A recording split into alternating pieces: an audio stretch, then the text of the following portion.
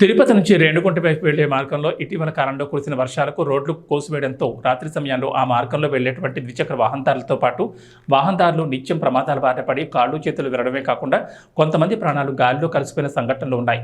దీంతో అధికారులు ఆ గుంటల దగ్గర భారీ క్యాట్లు పెట్టి చేతులు దులుపుకోవడంతో అయినా కూడా రాత్రి సమయాల్లో ప్రమాదాలు జరుగుతూనే ఉన్నాయి. మరోపక్క తిరుపతి నుంచి రేణుగుంట వైపు వెళ్లే మార్గంలో రాత్రి సమయంలో రోడ్డుపై లైట్లు లేకపోవడంతో వాహనాలకు ఉన్న లైట్లతోనే వాహనం నడుపుకుంటూ వెళ్లడంతో అక్కడ ఉన్న కోతులు కనపడకపోవడంతో వాహనదారులు నిత్యం ప్రమాదాలు పాలవుతున్నారు.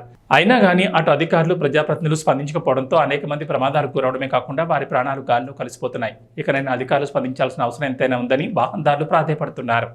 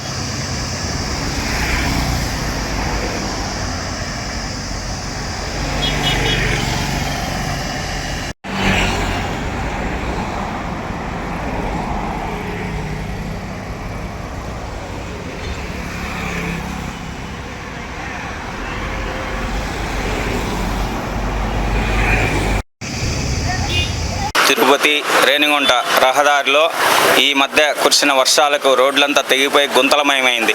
ద్విచక్ర వాహనాలు అదేవిధంగా ఉన్నటువంటి వాహనాలు అన్నీ కూడా ఆటో కావచ్చు, జీబు, కారు, ఇదే విధంగా మ్యాక్స్, బస్సులు అన్నీ కూడా తిరుగుతుంటాయి. రాత్రి వేళల్లో ఆ రోడ్లో లైట్లు లేకపోవడం, గుంతలంతా గుంతలమయమవడం వల్ల టూ వీలర్స్ చాలా వారికి యాక్సిడెంట్లు అయ్యి ఆ గుంతల్లో పడిపోయి ఛార్జీల కాళ్ళు విరిగి ప్రాణాలు పోతున్న ఈ ప్రభుత్వాలు సరిగ్గా పట్టించుకోవడం లేదు. గత ప్రభుత్వంలో అదే విధంగా ఉన్నింది. వర్షాలు పడి ఎక్కడ చూసినా గుంతల రోడ్లు ఉన్నా కూడా ఇప్పుడు కూడా అదే తరహాలో వ్యవహరిస్తున్నారు. కూటమి ప్రభుత్వం వచ్చిన తర్వాత ఎక్కడ చూసినా రోడ్లు అభివృద్ధి చేస్తున్నామంటున్నారే కానీ ఈ రేణిగుంట నిత్యం వేలాది బండ్లు తిరుగుతుంటాయి.